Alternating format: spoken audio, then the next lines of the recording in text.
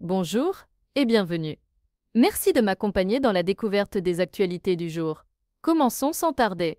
Première actualité, ce lundi marque le début des débats à l'Assemblée nationale sur deux propositions de loi relatives à la fin de vie. La première, portée par la députée macroniste Annie Vidal, vise à créer un droit opposable aux soins palliatifs et à élaborer une stratégie décennale pour le développement des soins d'accompagnement en fin de vie. La seconde, plus controversée, aborde la question de l'aide à mourir, incluant l'euthanasie et le suicide assisté. Ces discussions suscitent des divergences au sein même de l'exécutif et parmi les parlementaires. Deuxième actu, le président russe Vladimir Poutine a proposé des négociations directes et sans conditions préalables avec l'Ukraine, prévues pour jeudi 15 mai à Istanbul. Cette initiative survient après un ultimatum international appelant à un cessez-le-feu de 30 jours. Le président ukrainien Volodymyr Zelensky a exprimé sa volonté de participer à ces pourparlers, soulignant l'importance de la paix en Europe. Cependant, la Russie poursuit ses attaques malgré les appels à la trêve. Troisième actu,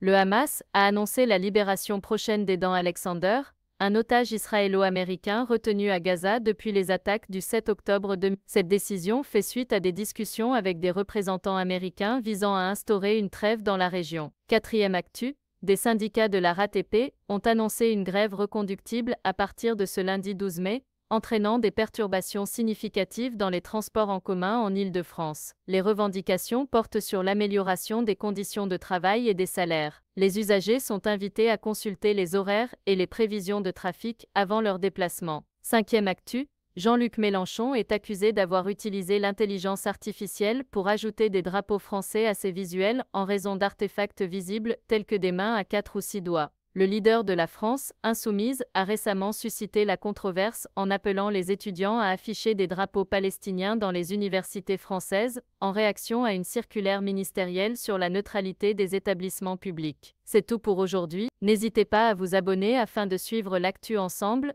prenez soin de vous, et à bientôt.